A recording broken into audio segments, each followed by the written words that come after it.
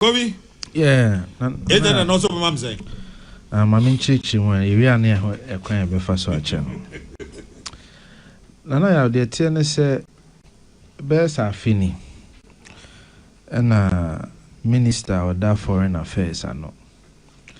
Yes, and Simbia Kosovo, Ghana, embassy, Washington.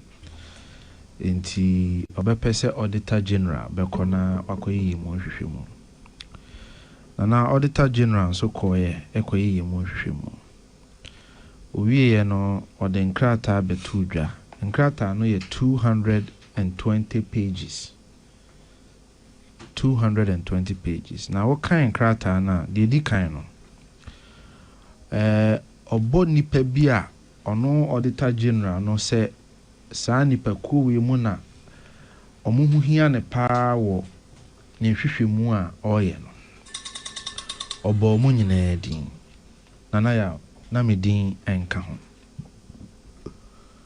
ya tosumi no 220 pages na auditor general etroye no emu baabia ni ho ka se makofa aban sika mabokro no ana ono auditor general no mpo ni nsusuye mu no wono mu a wase o maye mfumso no me ne omo na yeye ana na menim hu bibi auditor general report no wanka bibia asa in fact nana ya report no 220 pages ni nyina no medin ba mu se wo search for me name akofitonto na e ba mu 3 times also.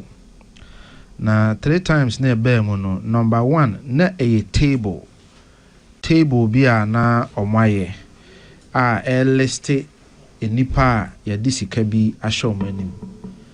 The second time I'm din buy no sa table na no osaye another table.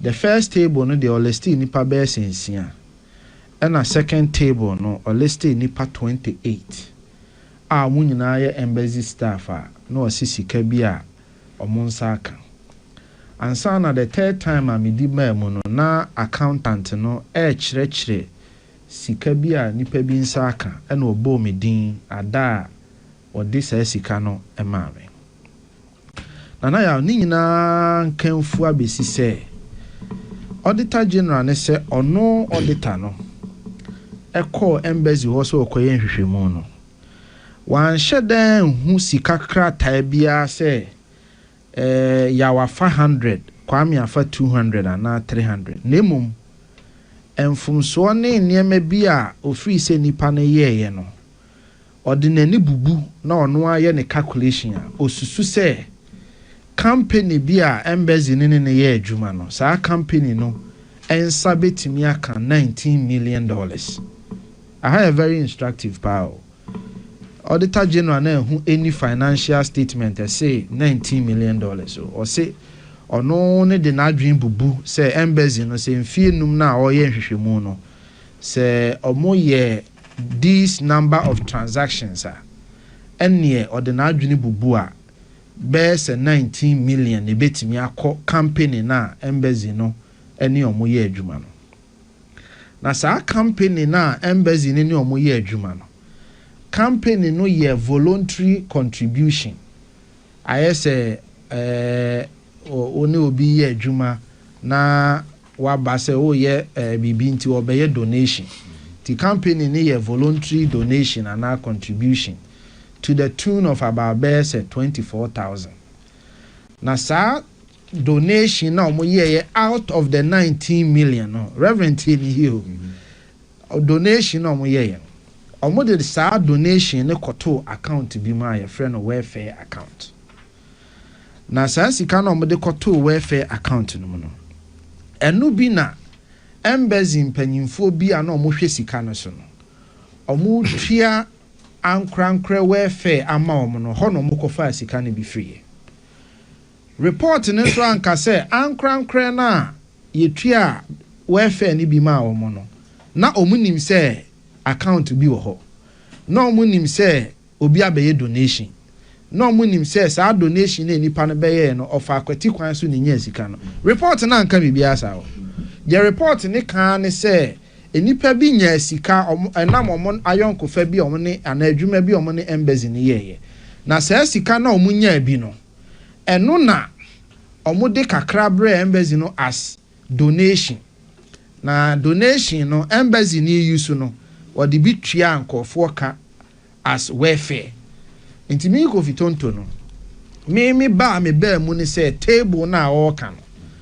me wo me ba girl and embassy no e ma me donation of $800 say ma wo me ba in fact so working kind Foreign Services Act na emra ne hye say wo be wo a wo ye diplomat no ye ma wo donation or ye ma wo benefit enti me no me wo ho na embassy no that time in fact me wo me ba no January na January no mu nyina me nsa anka bibia ti me be free embassy ho July 2021 and embassy ni say me free ho de a omo be your last payment bia so omo ye den omo de ma e bia o allowances bia akam o payment bi omo be calculate ni nyina nti omo calculate no and omo say me wo January no omo ma me benefit a me qualify for no enti omo be calculate ayeden aka ho ena say reverend omo calculate am in fact me kra no saa niema we nyina omo ye kra me minim eya asemi ba ya me fra pemu nchiremu na omo chirechiremu say this is what happened enti omo de kan me final payment reverend me boni amaye ni o se me ye Ghana ni na me ye adwuma ma aban na mawo ba na aban ne say ye wo donation a ye na me ye worker me nya adwuma wa accounting department me nya adwuma wa treasury department na embassy ni so nya me na me ye panyi a me da no na mpanyimfo na take decision na ye tua me ka te se de se na ye tua me ka de bia no me nua manase say me ka ho ne omo kofa asa sika no na me nim ho bi ena omudi beto account no mu no omudi tu mu na omo cheye ena nya bi e kire yi no na oba ase da bi na bibia ni ho ya dance die semi na minim ho bi na emum sika na ebegu mu ne de auditor general say enye sika na efa ne kwan so ne begu mu enti se manya bi dia eno ne me boni o eno ni asemu a ye nuano mu asomu a omaye omadwen say omudi begu manimu ase but you see anaya working kind report na ade ba ko a abrantie na oye okofa auditor general report no me nua manasi one fan to dwane say wo fa auditor general's report na baby a manasi edi me ye poster boy a sabi egu manimu ase ana wo try so de begu manimu ase no ewo paragraph 95 no we say use of embassy welfare account to share proceeds of so and so irregular transaction or bonipa bidding say transactions abrantie na asem no nyina fa no ho no oboni di me mpese mema ayaba him but ohwe manasi headline no ne de ma ya tie de ayini kan ye no auditor general ne can say use of embassy welfare account to share proceeds but manasi say how embassy management used welfare to share loot. What difference no? So wa fa statement na auditor general headline na auditor general FI no. And one done no as if say auditor general ne say embassy staff no deliberately created the account to share loot. Auditor general report 2025 year no de omo year no from a capture 2017 to 2025. So I'm sure say this year you know omo release here this 2026 year. Forensic audit. Now, Nana Yauti how? Paragraph 95. No. Was it during the forensic review of financial and operational activities at the Embassy of Ghana in Washington, D.C., investigators identified the use of an embassy welfare account in connection with transactions linked to Mr. So and so, which is the person on the embassy na sign a contract. An application related activities. Ahana very instructive. Evidence indicates that the welfare account presented as an administrative account. So welfare account na manasi so omudi sika kotum no.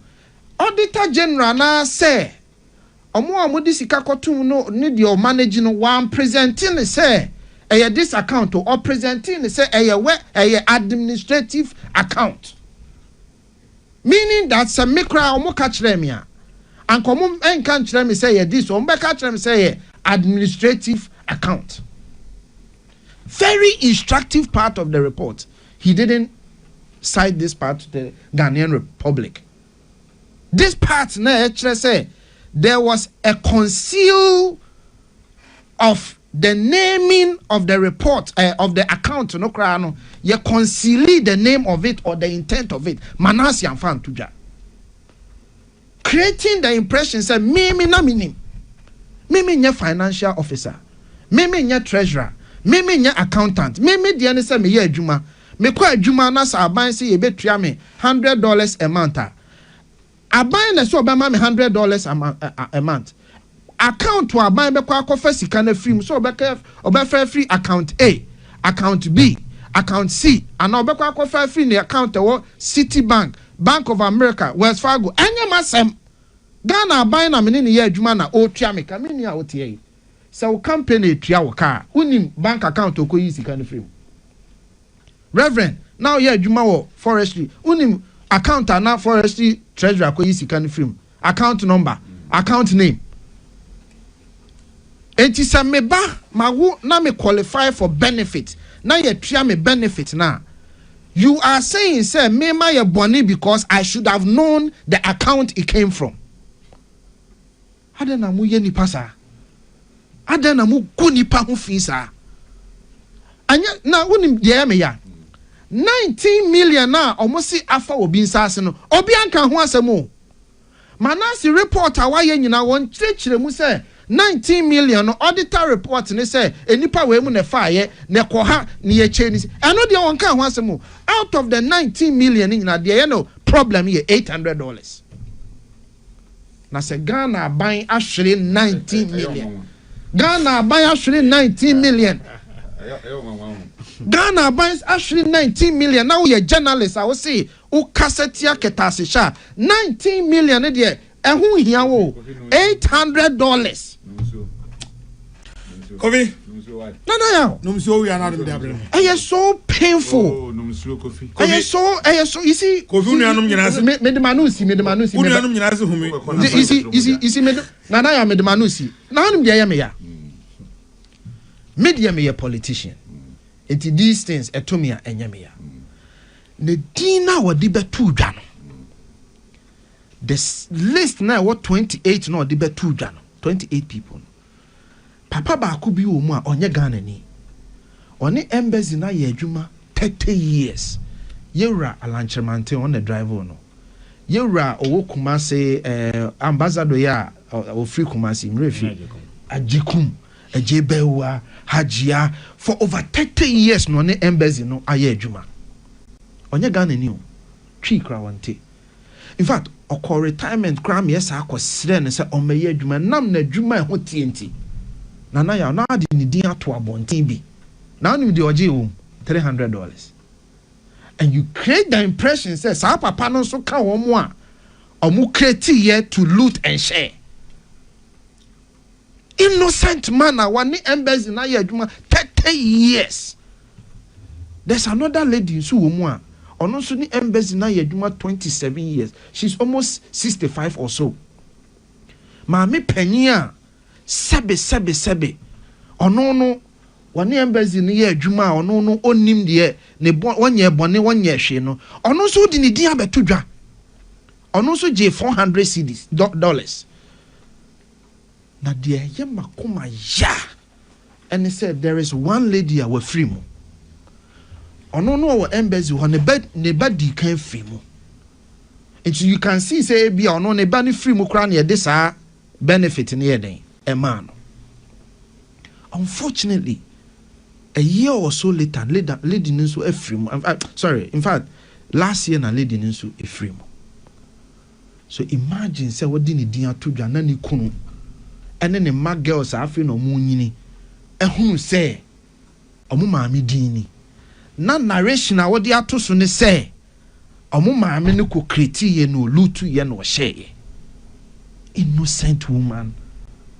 Bakobi, just curious.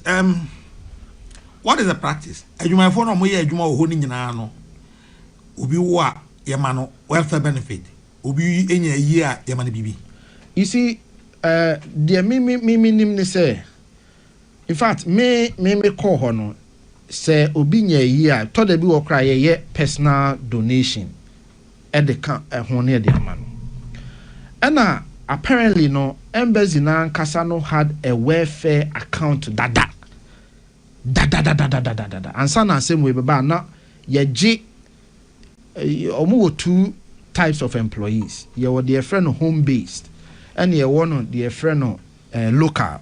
Home based ni ye omo free Ghana aba no. And na local for no. Local for no ye omo te ho a omo ye adwuma wa embassy. Omo ye contributions to that account. This is something that omo ye dada. Me kra me call ye no. No omo ye o ma de dada. Enti me na ya me no I never even had a life changing experience a demanding me say me kwa kobusa bibi until year na me free ho me wo ba no. And I didn't even go and ask for a donation. Me dia minima ne say me unsa medical culture say Foreign Services Act no.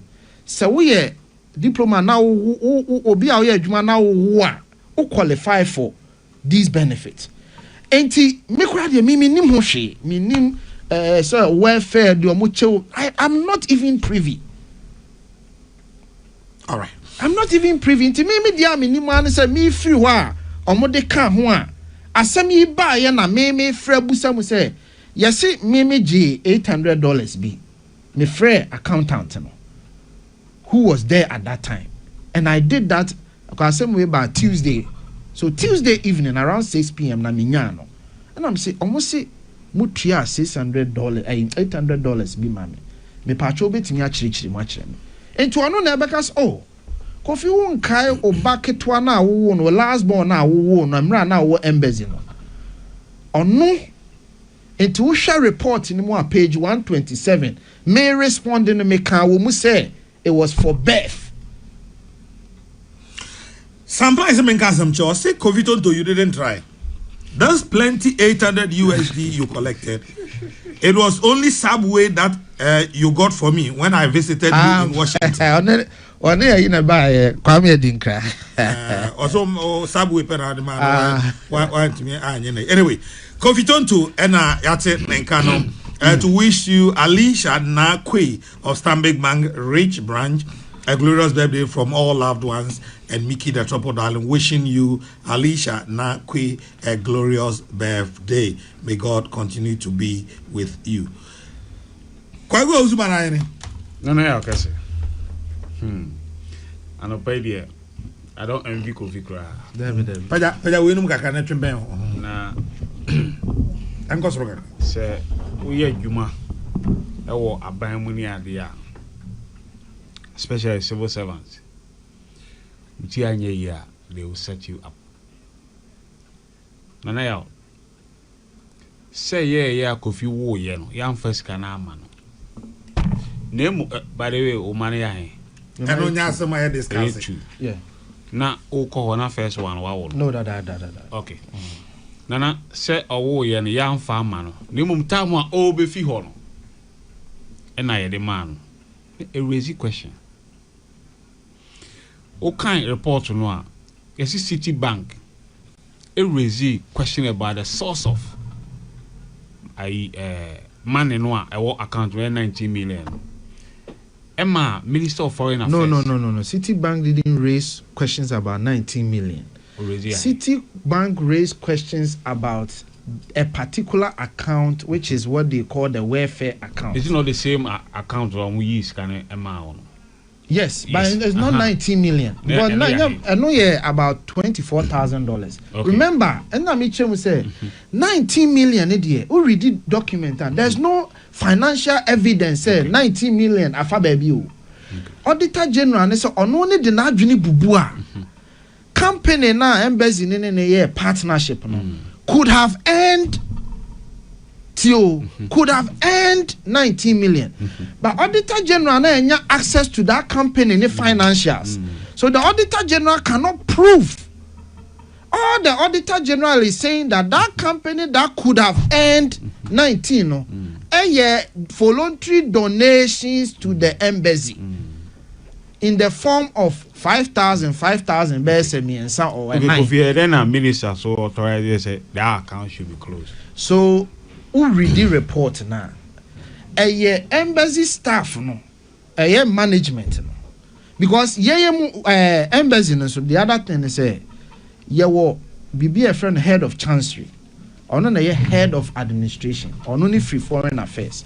Your accountant and your controller. They are in charge of the accounts. So apparently they were the ones that wrote to the minister, say, this company that we have a contract with and helping us with processes, they are making voluntary donations to us. But we initially almost started and permission. And we want to write to take permission. And when a minister advised, said no. So when you be a Jumana or a voluntary donation, the minister, I don't recommend that you do that. So close that account and don't take those donations again. Okay. Me want information department and some commodity or any correspondences. I never knew of it until reporting here. Then I never heard of it. In fact, man timpo da say let be call na minister they call never. So it was the minister who advised us, so my donation need be crowded there.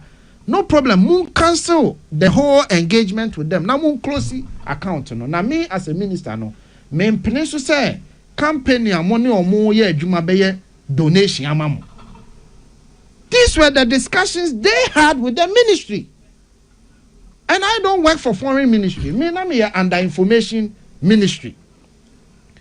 And all of these letters, they will never come to me. I will never see them. These engagements, I will never see them. Meaning, sanity. Kofi, yache. Me can say, we are young man. Yeah.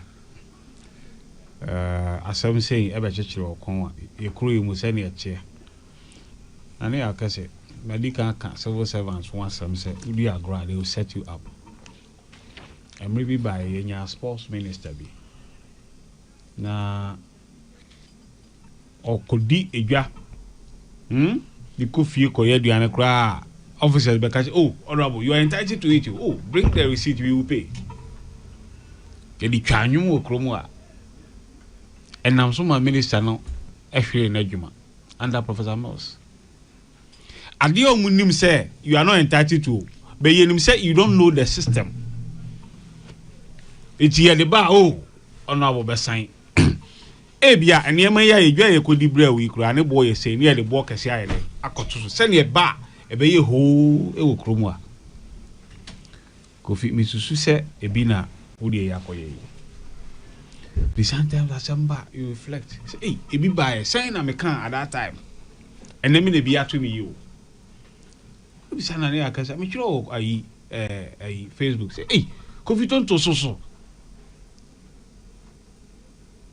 who can't you Caesar book or say etute brute and no name the year Kofi etute Kofi tonto Kofi so what you go watch him yeah and say you ever find us me move on then now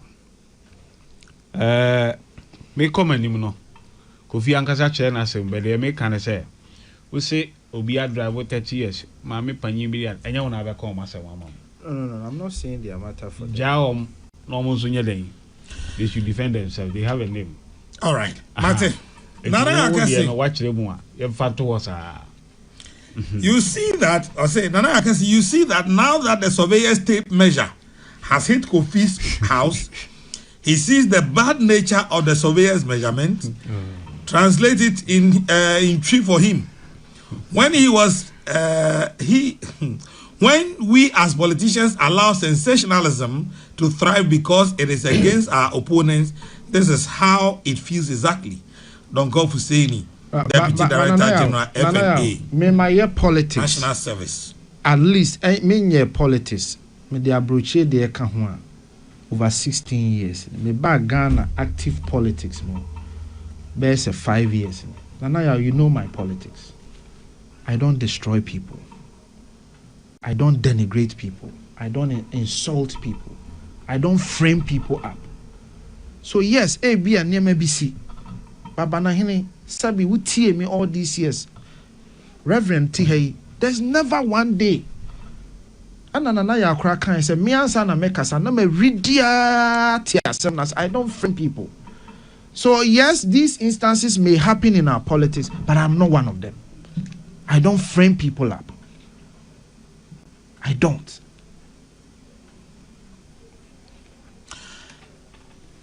Chase. Nana. Minia. The meeting I can say Kofi. Wakasa. Do we Wakasa do we Yes. There's no point in explaining.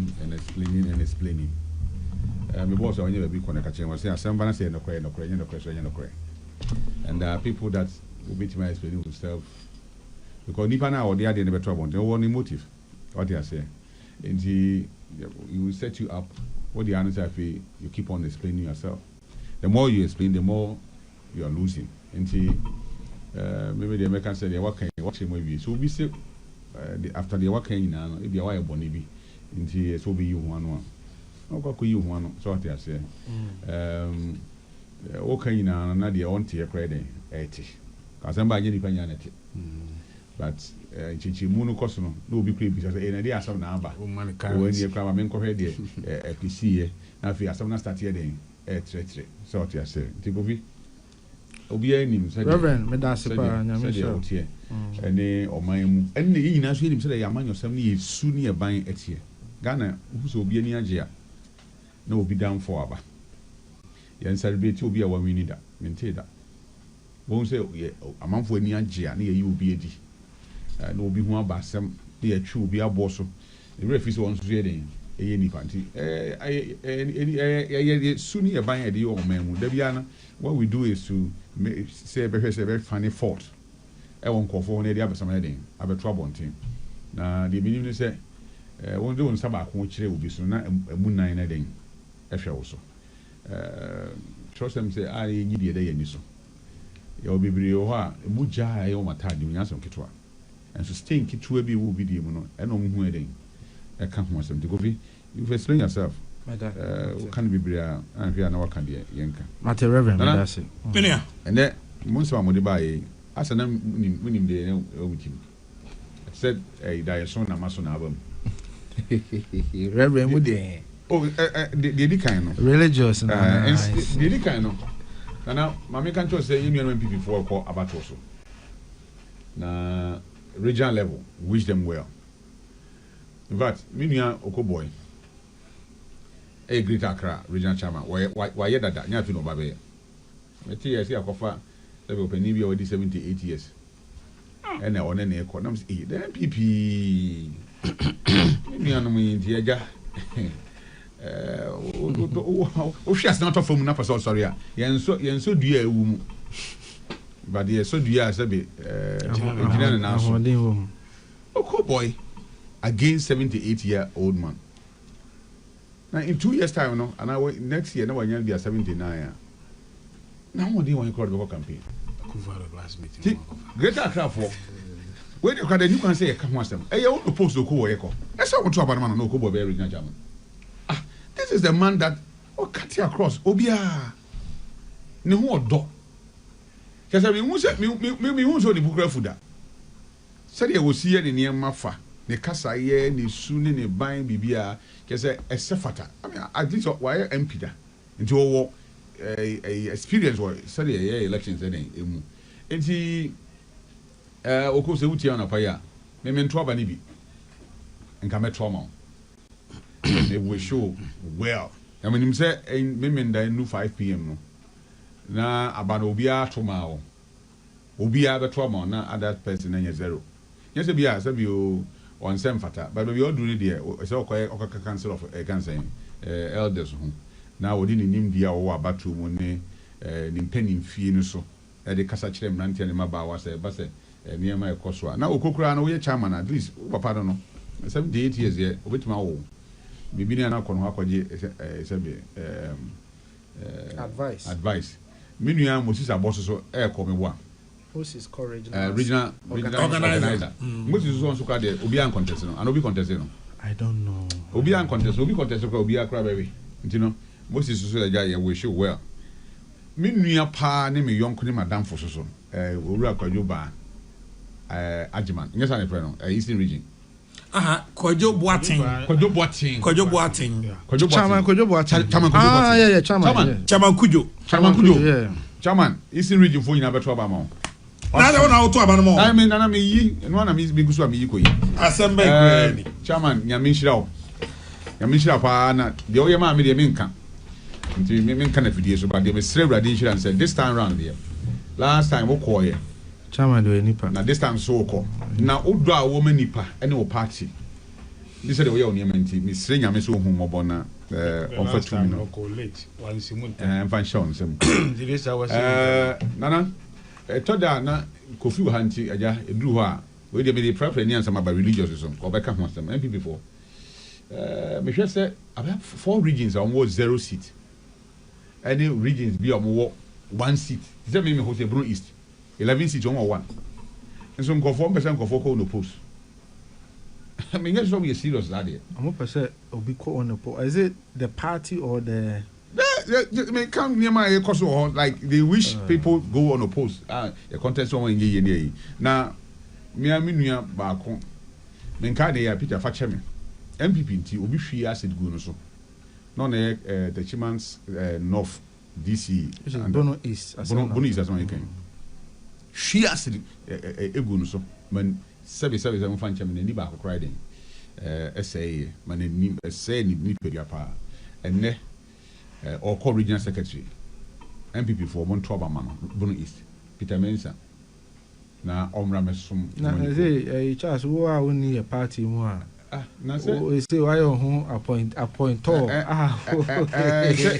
NDC for election it be kabi NDC for by we dey ask woni mu do me candidate here you regular zebra or to we sir me candidate you regular zebra NDC o we chief but na you na say din ketia na free me say me candidate you regular zebra na obi an na free me say obi kubi na say din ketia to no enti o say on ka so obeko on ka so wonko na say mo politician catch wa dwen yoze na say general be candidate you do e be come house me you ho enti Peter Mensa the chairman which is Bono East Bono East on share abranti ne bra wa breso na Montoba no mosisem a megidi se party ne be yakọ na ye pe party no se be gina na so yi na me mpa bo no se even if NDC will win the next elections na absolute majority there my infa mo bi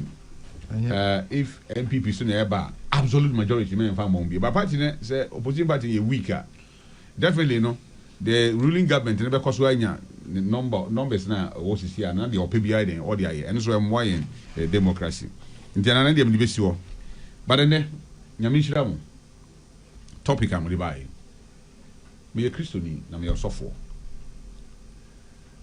na the minimum say trust them say onyankopon bo nipa se ne seso isuban ene ne seso isuban ne seso nti nipa ye nyame wa asase so obia me hu no trust em baby e kire se nyankopon se me boy kristofo se me suban ne me seso me nti bi da enipa ena me die me nti ase onyame asemu no nyame som eye personal relationship eye nipa ni nyame nkita ho eden die enya esom na die mbekọ oso ahememu eye ni onyankopon nkita ho eden die And you can Bible say, and you depend now your bomb din say ready, and no make more riding. Now, so Sanko from Bonnie, ready, no me, Yamson for. And Yanko Pon, the obedient, they won't be decided. Nana me to way. Chama Musa. I will be a name of Bono East, any Bono name, Northern region. Alaji Musa Asante. I don't know you Mr. Chama Musa. Why am I contact a Muslim? But every year I see me so for. On only third vice chairman, on French chairman Buga. Alaji Masaudu. Eba sorry. That year she me so for. I'm gonna be sorry. So I'm try take it as a Muslim. Yeah. If it's a chiman, F flight eba Accra. Only Buga. Chairman my contact. Nebani Buga. Buga is the same meaning. Ebe jamia sorry my yapon sorry. There's no you need Christian, you need your cremo. A nipa some, yani yashe a some as so. And yeah, yeah, Nana, Oba Easter. Now, but me constraints in Grand Over. Mox will be a category of the ass or be a toy. So you're reverend. Butter be on the ass or be a toy. Marty Bia Sabi, Imam Fujina, so yeah, sorry, all the mocks on Grand of Minam toy. In fact, the aim in one crown said, me call election. A software one she among Pia Mamida. Tell me, among you now can't boom so more frame your bompire mammy. But Imam for work grandson of enemy bompire more than 10 times as I acquire elections. In fact, I dear bet me acquire election crowd on one bompire. The whole, you can say, Imam for. Omu machines on what the Kenya me sem on grandson against Bunu East, Minam Toma, Muslim for. Intimate say, a bit more yet. And you can say a Muslim, any Christian now, in Sembian, Kosua. I ask myself, say, where are they coming from? Maybe what a chimana. Maybe do a baby. My contact film did I want to in fact, every year, Biano or Brahmi and Ponchi. And then so catch him so, they say the baby will do so for the home people Dawson. The Christmas or Brahmi in tree. Many two choir. A kota boy be only kum nedi. Because me who difference that what many needing and tell. And see, Mamma Maya and my hair who quiet. Am I am far a song and yimu. Because in Yamianim no a song new. Nipa in Abako. They will say, or Bonipa send his soup buying and then a cessel. And see, Yanni a day a song. Every who is away a Muslimini, now way a Christian. The Yamianim do him send Nipa in Abako. We have to be careful. Can't anybody person may repeat it? I don't want to repeat it. What is happening? I didn't say no. When him say, Salaya, na me call, me suffer penny fee. Na papa is difficult. So what channel dia yedi na odi obedi. Very difficult who be there. Ah, your one it is na call be a Muslim ni. Na sa on ne brano na ma ye chino salaf baby for ne chino. Dry meat. Wana okaja say boy ne the meat aba. I was shocked. So afraid someone na kwesi o mon pay ngusu no. O did kan yi be first way. Ana ochema yi nyina na obia. Ibad na prophet Wuchi. Kraba besra papa nti ene na way enam no wo. And there's no difference between Muslims and Christians. I won't say anybody will have Mra for Nieman Kitty and I don't want to go back there. The American Mayati are saying, and say, Mamma, my maho quine. Oba me constituency man, me papa, our me papa. Any grandson of chief imam. Muslim for chief imam. If I papa told me, yes, Sala Hina, or walk or Ekramonia or one grandson offer every day. Friday no mo empire den enfama me enti mesre and I remember say me call elections that me papa chief man catch me so omo person bomb empire ma me enti kum nantwi na kum nantwi na bomb empire wonim say bana hene it will shock you say constituency no me winning baby a Muslim vote will be a me asofo me say baby a Muslim vote will be an consensus me believe them catch us a contest on the ticket of NDC what you say or numbers are pulling yes and me share me hear said here me nua no Muslim for in fact there are a lot of mosques sir me call ya me hu say na mosques no see here no me pinti here ebi wo ha me to cement ma ye de ho ye because sabe ye nua na om do mkoto dwe ne ebo fam e de om ma bo nti wo ne ba bi etututu no na ne e hwe say nyame na wo som no na mbe wura ba bi etese iti ukọ constituency ni ma in fact ukọ ba bi zongo so wa nyame adaro ma jami din papa e de ato even though man nyame Kristo som na nto nchen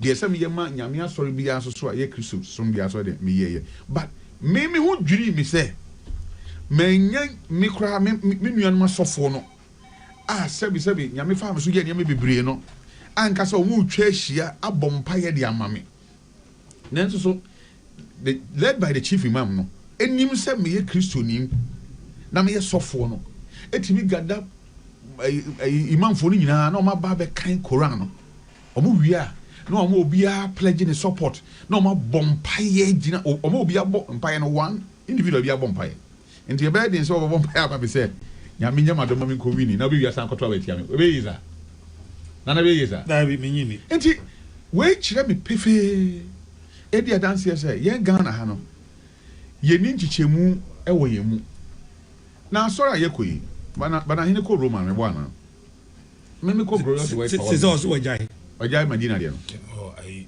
parliament chapel is also parliament chapel amakwata oni say ai osofo amakwata oni say papa be mpane bompa esra na ngoma be sofo okay I bisa no oni esra na ngoma be sofo enti last week or lunch book yes books so I watch the ojai Roma ko na ya kase me bros are books the charismatic the ohunyame Oze ohunyame o minimi nyame dada obi amaye altar boy fin kwara se de ze wonu se masabu nyame ache enti nana wada Roma maybe hu ni se eye fini bi ane social media de aba obi a fa me hu lady bi a wafa phone esi de nim na okasa tisa se wi ase ye ne dia na ba che o chief man kra wo hu se chief man kasa na boso sada ye na chief man baby e wadu wa hu se wakasa na boso sada na oba wono abegire na wallahi ekusi ye ti we ye ne monua no muslim for tifie ye ne om na tifie didi e sori da e di se wo so ye muslim na wo so sum nyame dia na ne onyame na wo sum no nyame be na be kire wo se wo hu nua kristoni afase kan kwa wo no nyame be ya na onye nyame papa so onyame a ono a yenim so wo soro obi ni so yi na mpasa wo sum no dia obe ne waka kire se wo hu nua afase kan kwa wo no ana twani se nua no mozami fo mpe doma kan ho a ene mpa cho preach no preach ene se kristofo se ye mpe doma kan ho a ye preach ene nti ye preach am obi o mozami ni asakra free muslim aba christian ye won kofo bebrese so a enne o ma free kristosum so eden akodwan ni mozami eden esom nti esom ye choice onyame bia ni wo ka kire asora no urade pese wo ko wa na wo ko na wo hu asore no ne ntutu ye ne niema ye na se eso urade ani na efiri urade a wo onyame su wo mu a kire wo se aha nyame fie. If I say, oh, ye me near so parliament, you can say chapel. You honey, what to everyone. Me, your girls were net a woman too. If I be a bomber, as some go for a bomber. And so we actually know me a for girls were power ministry international. Yamidi for Apostle Dr. Usman Padana Sniding. Me walk. Nina, Yamia, sorry. Nina, Yamason. And to me, mean to me, you don't can't say, me, sorry, your chain. Assemblies of God, sorry. Master, sorry, your chain. Parliament chapel, sorry. Nye kasa sebi. Nyan siding. Ewom. Enti me de. Say your papa in na chief imam. The office dia ba be trouble ntin say ono on support nsem hunu. Enti obi bia wonam Muslimin so ebe de basabasa ye person de ba o man bia na aboti for eden. Enye o madwuma.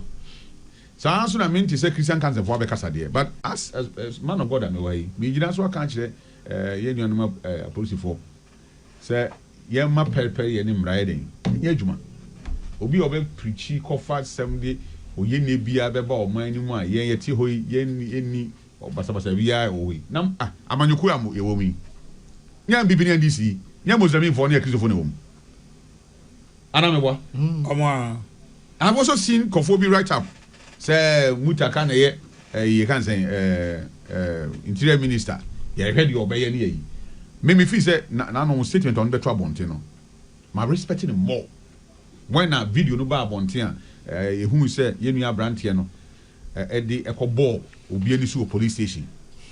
It's not the minister that is supposed to be blamed. It's the police. How come a suspect are handcuff for goodness? Ye timi money Pierre Bontin, ama only obi onye police officer. E couldn't come. Ah, nyani busu yani no. Oni baby ya. Nti eba na say na ye didn't free baby oti. Because obi a handcuff no bia no ya confine no me bwana. Say on train baby. Tia handcuff. Onya oba say no nu timi nipa no betimi be fa no be gina Bontin. Na owie one ferry one suro e born ni so Bontin an interview or sound recording live. Live social media. And to be bana ye ka mo ye nyam no sam ntom chen nyam mutaka ye muslim or ye can say or ye minister you know ye they call for aban we nyam aban asem. We should ask the police how come Abranti be gina Bontin obi timi nya kwan ne ye interview Abontin wie ye san born ni so Abontin no na ye me de say minister say ye interdict franco for police for na investigation now we necessary minister na beka enkoso we minister na so David na minister so kan but at least anya hwe no aban na make ama a response as a police administration in ready say come be ye kra na ono minister na den akasa the entire Americans so akasa me den say he said we Muslim say one first statement be am trouble on tian ko bi ko be try on tian be say oh enam say nipa o ya idea na Muslim ti no ntie bia ye kata so de anko but what kire say on so sim hu no so and as I say police for no findings ne be trouble on team ye hu how come Abrantie no in handcuff no enya akwan free whichever charge officer na owo e be gina obi ko fa no be gina ho e de asem no kan ya o de ne be gina abonten na nkomodie na oni need na de be investigation be na all ye who authorized him to do whatever he happen you know.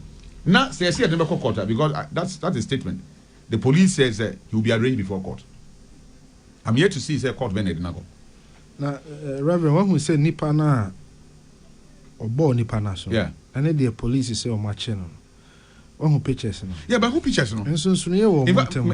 I am in kakra because enimu no nipa na enimu no anywhere enimu no. Me who say they are not the same. I actually doesn't want to even doubt the police. Yeah. Said you will be now quiet anybody now so the Humbabeji. Now they will court or Kotuma and they are waiting. No, but the person matters. Oh, me just here. But for now, no, the police says they have arrested the person. Me personally. And I don't want to doubt the police. Reverend Kasacho. Oh, me no see. I don't want to doubt the police. But the woman say Kofi, it is good say police for not taking step. Na nipana whether or no ananya or no yachina yedem famra kwanso nana medase. Okay, me so medase Reverend Charles. So greetings to all my colleagues in the studio, especially Kofi Tonto. Life has its ups and downs. I wish everyone a beautiful weekend. Reverend Charles Ousu, it's not everyone who has left the Catholic Church or Islam to a charismatic church that has seen God. Others see women. And others see women and move on.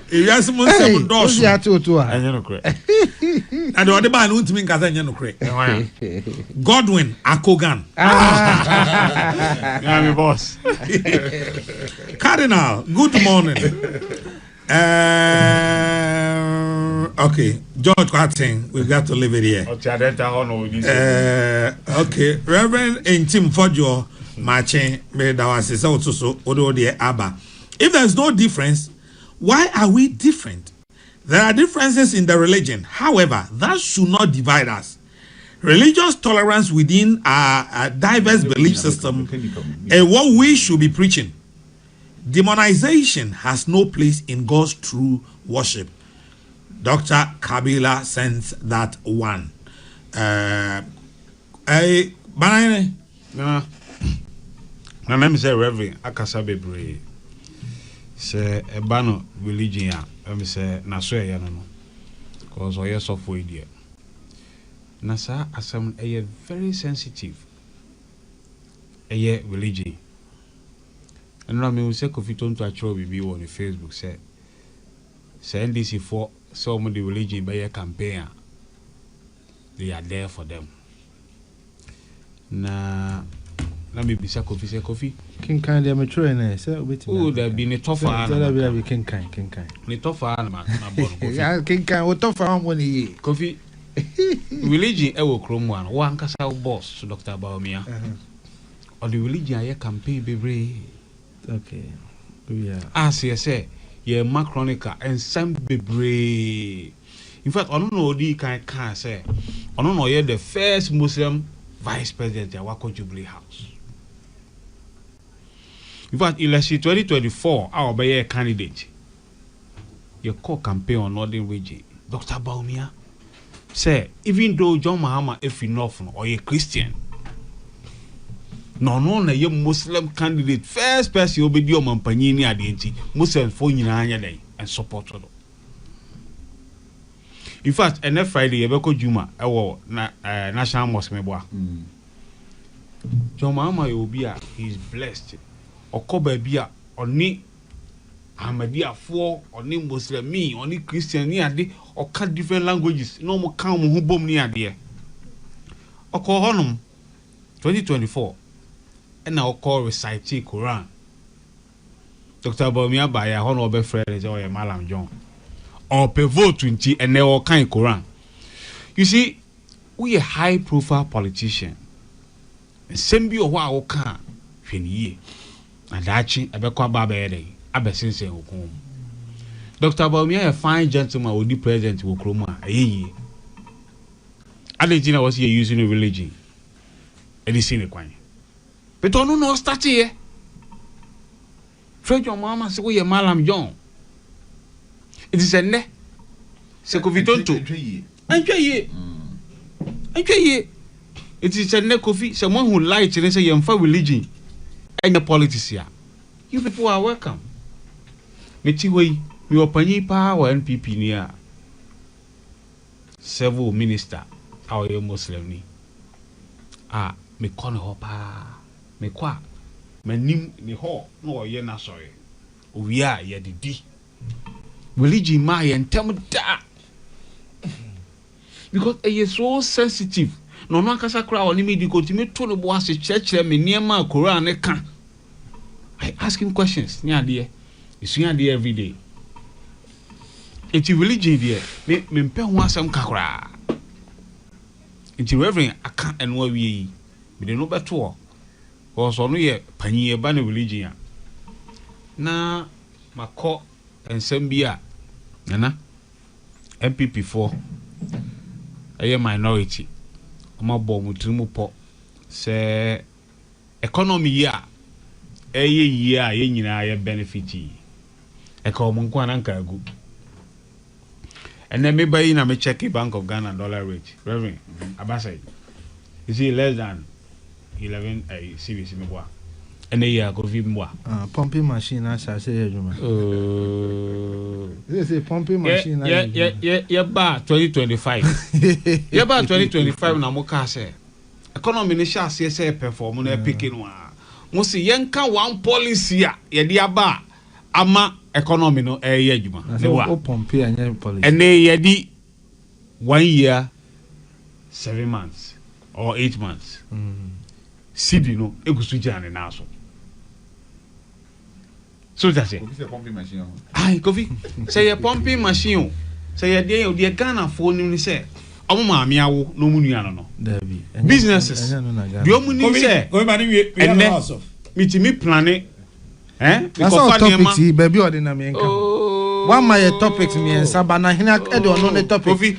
Wo de ya. Wo ba kire mu ne nka topic. No na kofa ba na me kire Da bi minuano. Minuano na wakofa ba me ya. Ya ma topic focus on the ya na me ma kwan se Kofi kire mu ma Ghana for ya. Focus on the topic.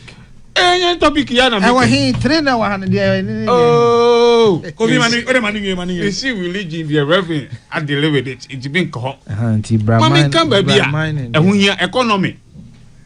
Chairman Rollins ye kire ne tam o ye ku. Oso wo no wonim law. onim economics the onima ne say ekobe de no a ote eti ye koba nyina ne economy no he said ne se sidi na nya hoden na business ne household eti me plan a na wo se ye bo aban ya baso enra finance minister Dr. Atoforsen governor Pandit Esiama and a good boss CEO Sami Jemfi BT large mining companies as you say buying say be my 30% in the whole 2022 na yes amra no abujina upon the buy 2022 mo yes amra no mo ye ya na coffee pacho mani almost signing MOU you see me stamp as you say last year to gold be my 30%. In fact, gold refinery ye dey call broche call refinery ade ye see ye refinery bi wa. E di fees ya ye koko tua wa broche ni ade ye ba betua wa create jobs. Ko fi da bia wo kana 133 no way. 133 no anso ne ye dey ba ya. Wo sorry a wo so ti koko. Nti wo ye den wo shift dey hen na. Huh? Shift 133 wo ye shift by. Me ba bia me ye adwuma no. Wo ye shift ye 24 hours. Ko fi ye na o. Ye na so say economy ni ye year. Na said that should be after 16 years Ghana for who MPP mobile so they say mo sakra eti mo mra na mo medi so na niema ye easy amamo na mo pick it from baby ye gya no mo build it on it na mo empire say economy inside ansa na waba emri bi by na university for na mo maduane free in fact omo aye demonstration say ya mo awi akoko abre omo mpe akoko biom omo pe fish it is na Ghana tie ibetima mamoka bedroom bi ye bibi ketua bi na be ka se kotra fie eti mommo mpaye se economy na ye hihye no ebe ye na mo ba betoa so isan ye ma mo 8 years mo anhunu ye dollar could do 17.3 fuel twamu 23 cedis so that's here na niema nye kra ema mo hihye ya mo ye wo finance ministry Emma a pushing over 2 million people into the poverty bracket. And the chair of Public Accounts Committee, Honorable Abraham Sayasa, no here you finance ministry. First as a deputy minister, second as a minister of state. Yehu Juma Omudiye. But then they Abraham Tanakunyomo, there be na gold board, I say, gold board, Aboka, gold board, I say, gold board, we swear by ye, and they the game changer of our currency. Kofi matete se mo mpanyefo ni bi kura se dachi bia se mobile power adwuma person mo ya e wo gold board yemfa mom Kofi wo pen Dr. Bomi aba hemfa na wo achusu crofo target se ho no mo pe esan se be boss Sami Jefi e dijuma papa ye den e wo ho na de mo ye ikura de enye mo wa kura so ochina mbako amanoni akoka se Ghana gold kura me ento because economy ni ye dudu and you people stand low chance. Minority leader sorry gold board.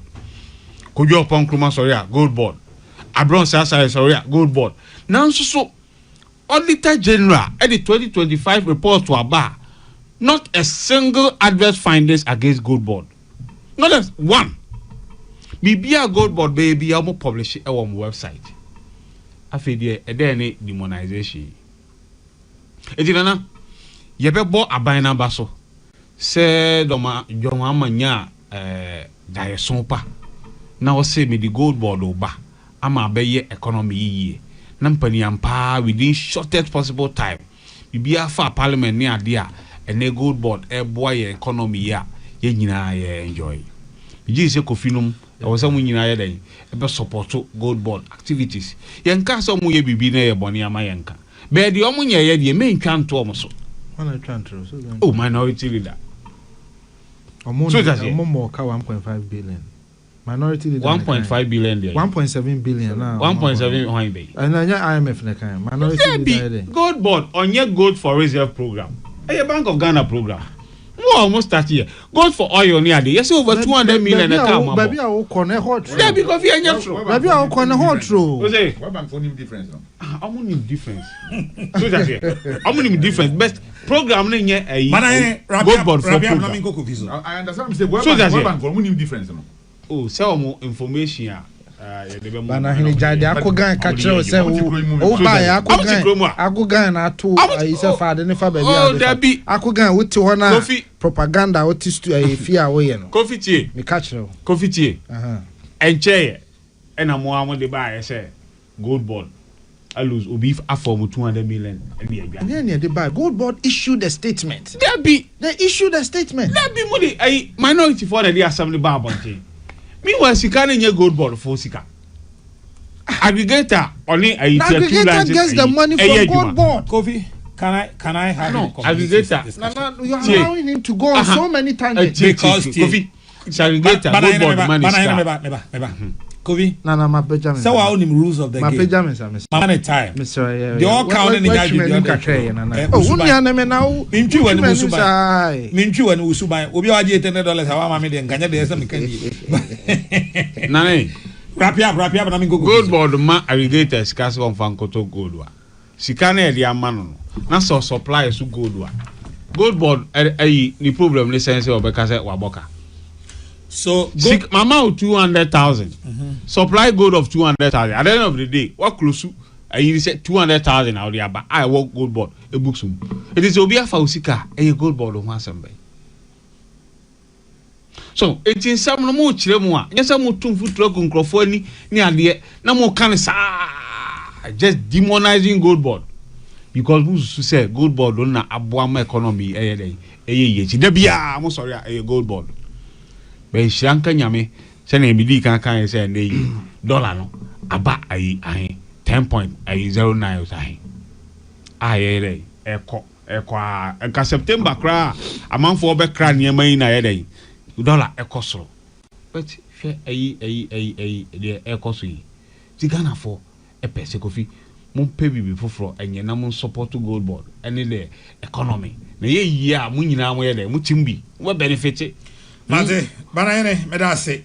Mamenko Kofi so na mintie Kofi. But before I go Kofi so banane Kabila de ba kubi Ebrel Kabila how are you? Or say how could Dr. Bawumia have said that he was the first Muslim vice president when there had been Alhaji Ali Muhammad before him? Dr. Kabila wanche me assembly year. Dr. Bawumia say no your first Muslim vice president ya or Jubilee House.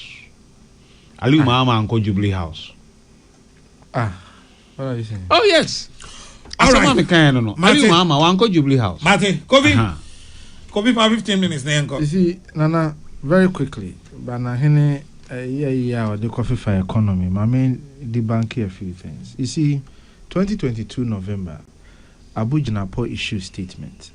Say government of Ghana a year 30% gold retention policy. What it means is that on say okay kind Minerals and Mining Act now. Ghana or the government has what we call preemptive right. Just say aban no to me say a good year was asase a year to no. Or no na wo ho to me say obeji ana obeto ne kane. Wan to a na wo a to no the opese or the aye no wo the aye. Until as of 2022 we signed that law. Say we have what we call preemptive right 30%. And no and I de sade no e buy. Enti se mo ba na mo to aso aboni bi anim. But don't create it as an innovation. Number 2. Minia gold refinery. So we call PMMC right now. The old PMMC Diamond House. Building na PMMC in China. Oba na ye si anane si. Oh hold on. Na ye no ye den. Sa building na den. So hold on. Den building. Bana hena den building. Den building. Refinery. Kofi you say refinery. Na na wan kan. Na wo be gina be kan create the impression say one am the refinery back room. I don't know so ban sir. I don't know so ban sir. See refinery.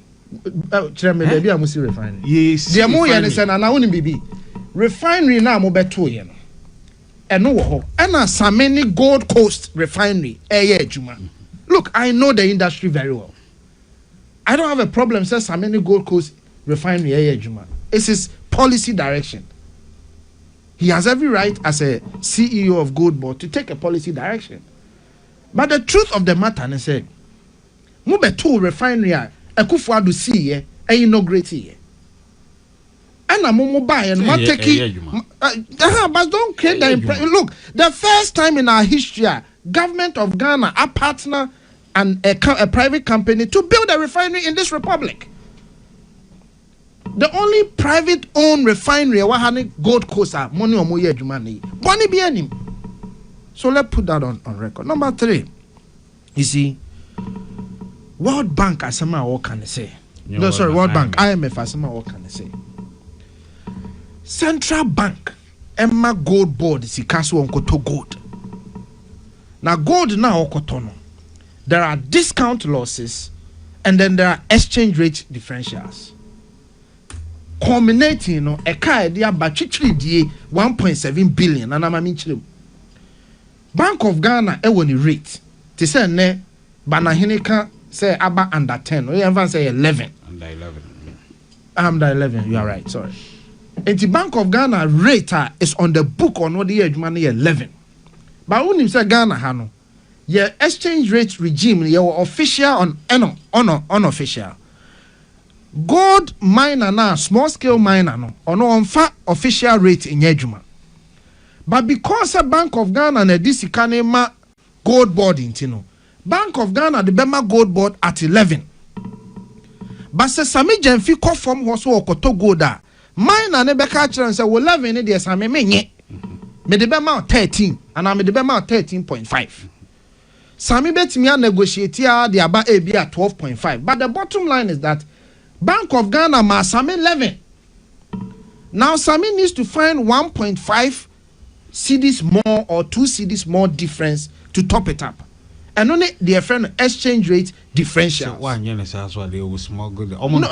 problem. But I'm saying that the end effect in 1.7 billion na abano. And here what discount and only for the omobefa kono. Bruni na ono obefa gold no obetono. Ono ne beka cho say fine. Me to gold $1 billion. Ma me discount. Intino and gold so no say oma even 1% discount enye sika ketwa. Inti aban bet maka say oni bibi. Mema 0.25 discount or 0.3 discount.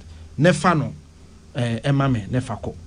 Those differentials nenso e de eka ne biba. Eno na World Bank e can say these arrangements IMF e can say these arrangements no enye sustainable. Inti Central Bank you free. Na gold board na fa na ho de nye den enye na dwuma on setting exchange rate onye na dwuma na eka bia wo bono as on your books and now why your policy insolvent. When say for the first time in our history Bank of Ghana became policy insolvent. Bank of Ghana net equity 96 billion. 96 billion for Bank of Ghana to come back to positive equity no. Just are buying finding 96 billion to offset it. These are the issues. And then Nana Mobile no within a year and 8 months no ma pumping on average $1 billion a month. Hey, Bonnie. In the intervention. I'll explain it to you. You see, intervention in itself in practice is not a bad thing. Intervention. Intervention. The president no, it's intervention. It's the president himself intervention. Intermediation, ni na pumping machine. Ni na pumping machine. Nana mo pumping 1 billion on average a month. Until Pandit buying, Pandit buying. The average the central bank was intervening was about 100 million, between $60 million to $100 million. Say more $1 billion. The economic benefit. You see, I mean, can be bincho. You see, banana and you might do a count. Oh, man, economic debate. But you see, every economic benefit has an opportunity cost. So whereas you gain on one side, you lose on the other. So let's go and discuss what we are losing. When you are pumping 1.8 billion, now what are you losing? When you say gold board mandate, you know, yes, to make profit, to bring dollar into gold the economy. Gold board,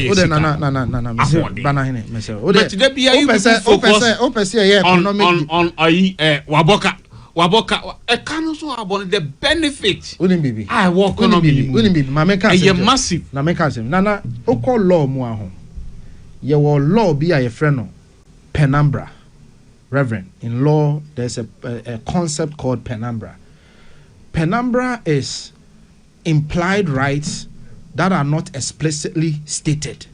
Say constitution na ya no. Enye bibia na framers no betimi adwene ho. Enti mra no bi wo ho a ye implied ye no say the spirit of the law. Enti Bank of Ghana, the spirit of the Bank of Ghana law no, even though it's not explicitly stated, ebini say they must protect the economy at all times, whether omu actions ne course here and omu actions e course here. So far as economy no bekwa ahunhihia no, they have to stand up and protect the economy. Enti 2022 emra ye kwa ahunhihia no, ana Addison said look, saban no hia haircut a yenso yebeji haircut ni bi aban say yemwa omo in the form of haircut yebeboa omo. So we would take 49 billion cedis in haircut. And you're printing. It's not printing. It's haircut. No, printing. No, no money was printed. No, yeah. Yes, your friend of asset management. But now, 100% name no yeah economics. I mean no be economics. Your friend of asset management. No money was printed. No money was printed. It's called asset management. Kovi, you see, about the Indiana,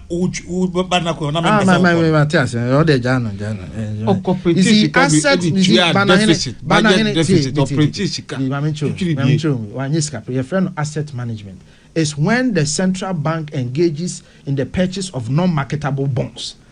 These are things that are there. Some person a lecture, no. But the point I am making to you is impairment of asset. No, impairment. I'm not talking about impairment. I'm not talking about impairment. Deficit. Say impairment, and I've stated already. And only 49 billion are buying take haircut. A central bank take haircut to keep the economy alive. The one to say, they're not the point we are going to say. We'll say. Gold board, even if it takes losses in power, it is to protect the economy. And I make sure say, benefit is so and I make big. sure say, you see, largely that concept in itself is not wrong. But maybe a central bank, implied right. The spirit of their law says that they must protect the economy. No, Sami Janfia the Kojina Street to say, Addison a criminal. Can't say. Sami Janfini to force in the Kojina Street to say, Addison a criminal. They did. You can say Addison a criminal. So, hey, is what called Printisika? Huh?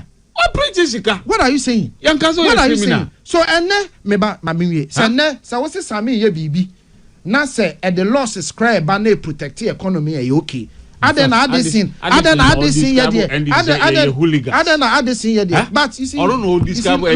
Now let me go. Let me finish this on the religious thing. You see, me, Madam for power me ni ye. It was a pebu okro. Your friend is Sadiku. In fact, sa oba si pebu okro me ko school block B. Me now for 4 me ni omu nyini ye nyina na omu free si pezongo ana bo okro mu zongo. Inti me obia wo nimi wo kumase abra na me nyini nim se me ni nsiremfo ne nyini ye ene muslimifo ne nyini ye me wo ho na yewura Mahmoud ba omi afre me se me mrefi me koye no si kofi ma study you for some time me pese me no ye adwuma inti from today effective today you are my political assistant yewura Mahmoud ba omi ambusa me se me SD ni ana mejai Catholic eko charismatic say abranti a woti he de okan ya ne say minua ma show ma study usu one oban ne wadwuma a wo yema party no bedi machi ne menye adwuma.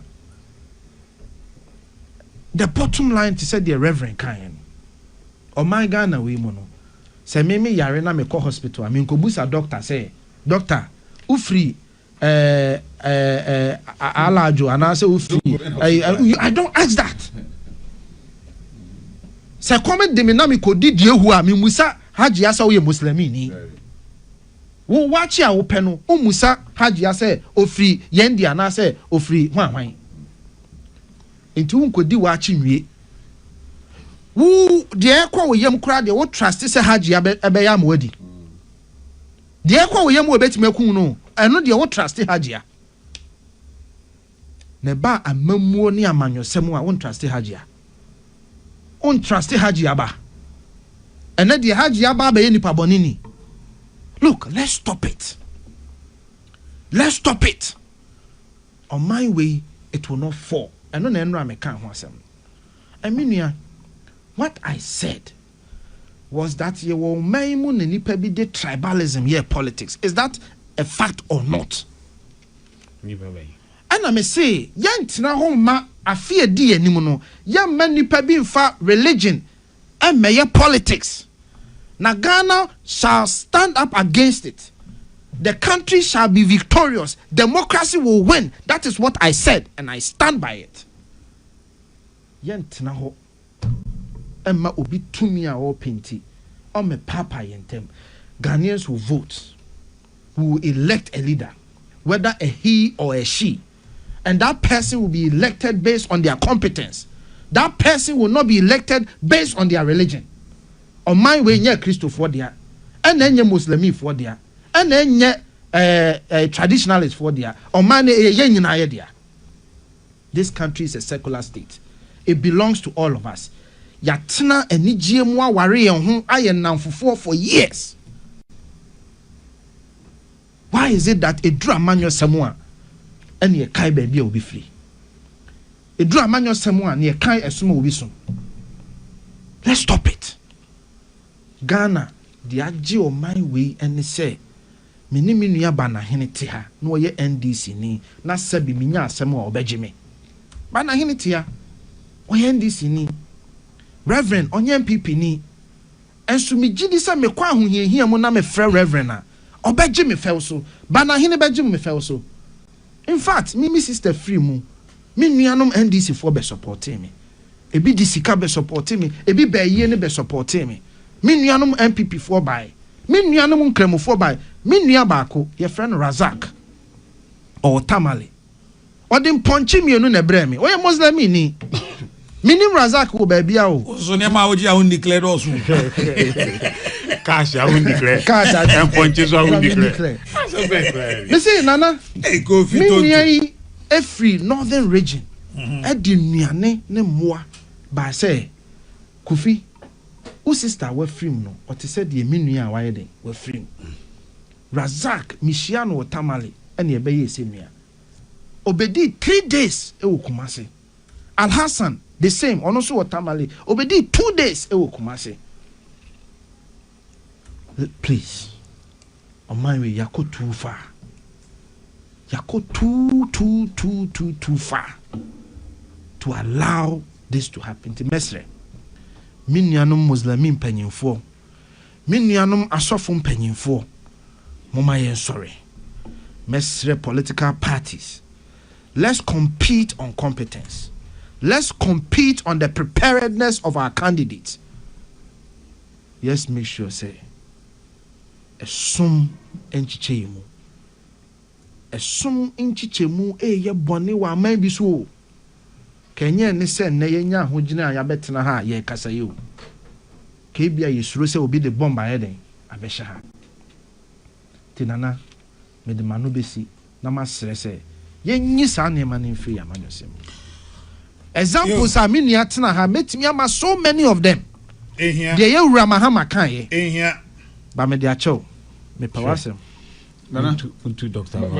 Many chance also member of CCC and so abusuafo amowo Big Joe's Organic Wache anopay and chiasonko na ebam ho Big Joe's Organic Wache Kofi tonte na kofa ho aduane ba ye na Big Joe's Wache for so de aba Big Joe madam for no madam for ni Big Joe o ma bre wache tema community 7 and 9 Big Joe's Wache so mo watching here fine pa to over her obo no homode Kofi e was unim ho eno so am kan kire me Kofi uzo mi twa yo Reverend Charles Ozu we say the can say woni so for awofi ha me the time na kana ma na me hu statement e fi Christian Council so how my issue statement yeah that's true na me nua in team for Johnny asofo so ka ho a onkoma ye nua asofo no bail the American say ye nua Muslimini na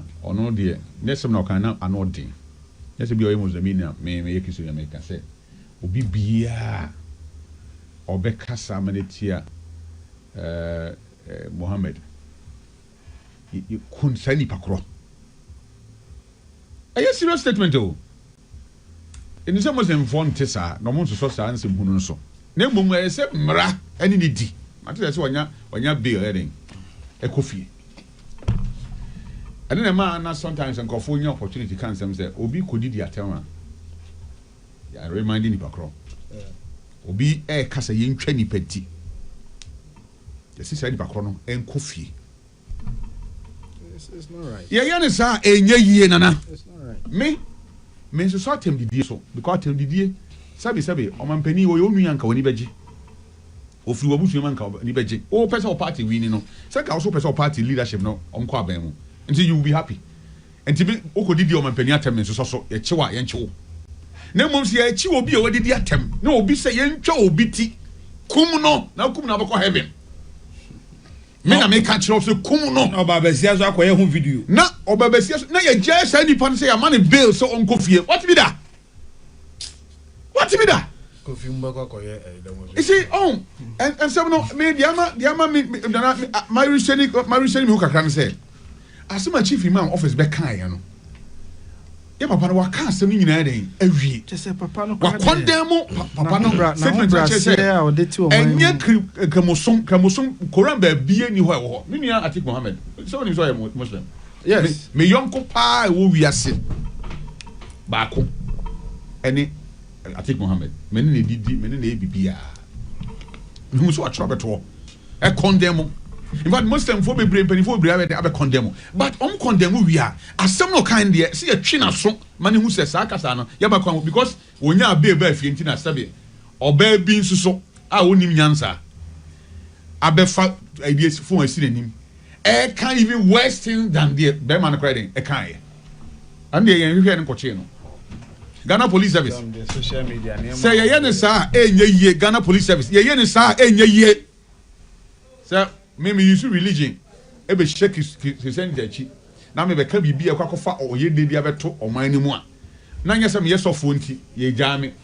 And that is the reason why nti osofo no kasa na me osofo kwa maintain na sem okan mum de. But say police achi obi nko ade. Na okan bibi a enye nti na police for den eche no. I don't blame the police. Na mum asama we kan no. I am more dangerous than the honorable obi edisuo police station. The obo obi edisuo police station even though enye Ghana phone you say yen chino, yen fan family kwanso. The police force say omo chino na omo de be family kwanso na court dia. And then ya massa nipa no attracting life. Ya man kwan say onko fie. Abra ya say ya chain de ba police station na no. Ya be say ye call nti ya ma osofo bail ya. Ya ma on so bail. But that's what kind is it the same thing? If it's the same thing, ya for osofo no so nko. I've not listened to osofo no. Because me who ni tape no our bontinti minim say bone a ye twi na so but ye ntimi nya obi a no threaten life sabio ye papa chief imam officer ba bonti abeka say for Ghana police for hwehwe ba bi obi a opacha okra mo nyintum omo nchi no aka say emi no Mozambique for dodo na hwe say de papa no be den e be fam na kwan so then we have allowed him to go. That's why embodying other people say Omba be di sansem huna e course yi. Nana ye ne sa enye yi. Hwe amanfo bebiri adwen ne se. O se religion we. Obi ye Yewra Mahama so ye oye gasen gonjani. Meme ye akani. Enti religion enye tribe.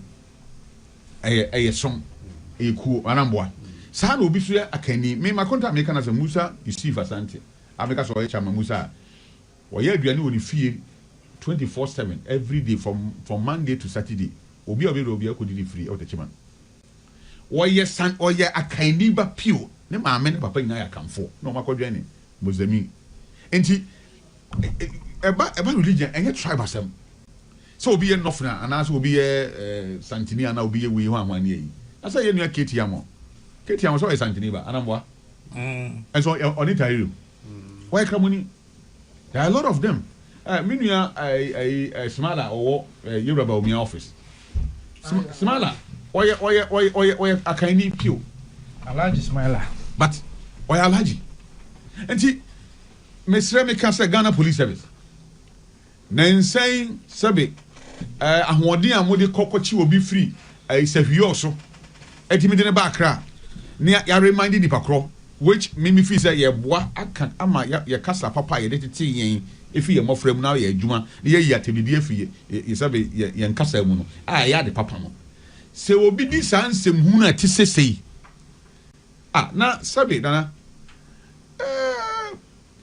ye kan me ti sabe nua Muslim ni bia be video na me de papa o say o ahoɔden a sɛ de zongos no ya ye na momfa sa ahoɔden no emfa nkyerɛkyerɛ mɔfra no mu nya be papa dey enyina enye violence na dey mo di preaching because all preaching akyerɛ manfo sɛ ye megye osoma dey eni na soma me ba be gidi a sabe akyerɛ me sɛ mkoku nipa dey what be da and that is why me sɛ nipa nyina sɛ Kristo a Bible na ye Yesu no in fact yɛmfa obi kasa ne bompaye wo ya kan ni a wo ye Kristo ni abompaye wo kasa mu wo ye daga tini abompaye wo kasa mu enye obi kasa ne ye dia bra ye nse ye mfa that is nkofo kasa o mo de Bible bra ye o mfa Bible mra ye nyame asem no mo de ama ye na nyame asem no ye yɛmfa obi kasa ne ekanti no it is not written in the Bible anywhere so obi kasa tia Yesu Kristo a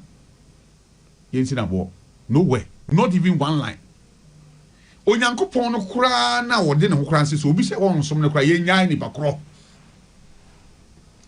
na de nipa ne be de oni nyankopon o twabre ni dro a oni nyankopon na asem enti yen soma ye Kristo som no yen preach violence in tie nipa nti we osofo na se onye opportunity we ye Kristo ni na onye opportunity na wo kasa yemi say ho say de wo kasa ye wa wasam na wo ka ana ye tronkonkon asam na den wo ka because ye tronkonkon no de e preaching kamomu e preach wodo e preach empuntuo na e preach kire onyame ne keseye ade ne tumi but em preaching fa sabi ntitimuni basabasa ye den emfama enti mesra meka obi bia wo be kasa a wo ye Kristo ni obe insight enipa against the other bia no na onye Kristo ne chidifo ye wo so obi kwa sorry ene ye wo obi a odi Kristo eden achi nti obi bia obo so o kasa sa kwan ne bia no ye asori koni ba na onye Kristo chidini because ye nyankopon no bai no Bible say Jesus say o say momma mofra ne kwan kasa momma nipa dodo nyina kwan na omra eden ono awurade eden enchen wangasa momma mofra ne bi kwan sabi o yi Muslimin ni ba sinchen ni o yi konfo ba den asinchen o se di obaji ne di no ono no awurade eden obaji no enti se ne obi sorry ne na o se magi Yesu adi a onyankopon se obaji no enti ye nyankopon no preach inclusive o de obi ebam o kana sama o se obi a o nfa ngichemu nfa meto mobda enti mesre ya Christopher so moma yenye careful na yen sem so ebe free yanuma ba abonte no ebe di onyankopon be fa so amani pa hu ne tumi na ebe twe akoforo de ama awurade dan de mpapa mu eden ebe ba anam da ase dear Nana Okese, Ghana's religious peace isn't lack. It is built daily through shared schools, streets, and workplaces where Christians, Muslims, and traditionalists show up for one another. But peace isn't self-sustaining. Denominational rivalry and old tensions still simmer beneath the calm. The Constitution guarantees the right. Ordinary citizens make it real. Institutions like the National Peace Council and Interfaith Councils exist because tolerance takes maintenance, not just history. If this legacy is to last, dialogue can't be optional. It has to be as deliberate as the peace itself. Good morning, Reverend Professor Joseph Osafo Edu and Odiwesiba. You offer a Kofi Juma. Kofi Ghana. You know what I'm saying? Say ne buy a Muslim. Kofi Juma buy a Muslim. Or no Kofi Juma buy a Muslim, but no a Christian. Interesting. Minimum that. Now true asemi. Ne bro for hotepa. A professor of psychology. Oh yeah, I'm very impressed. I'm very Kofi Juma ya you know. Or a professor of psychology. Oh, yeah. I mean, the way I was stringing brofono together. No? I'm saying the brofono of the power. Yeah. Oh, yeah. Dear Nanaya Okesi, Ghana's religious peace isn't lack. It is built daily through shared schools, streets, and workplaces where Christians, Muslims, and traditionalists show up for one another. But peace, it isn't self-sustaining. Denominational rivalry and old tensions still simmer beneath the calm. The Constitution guarantees the right. Ordinary Ghanaians make it real. Institutions like a National Peace Council and interfaith councils exist because tolerance takes maintenance, not just history. If this legacy is to last, dialogue can't be optional. It has to be as deliberate as the peace itself. Good morning. Brofu ya papa natural no. I see a printed across various platforms. Because you see asem no wa timi identify asem ni nyina ye. Wanyo no because asem o kan say I see something simmer underneath the calm or something. Meaning say asumdwe na ye wo no. Am I fan a trust how? And near man and Namasie. Ampa. Near man and Namasie, Kofi Mami found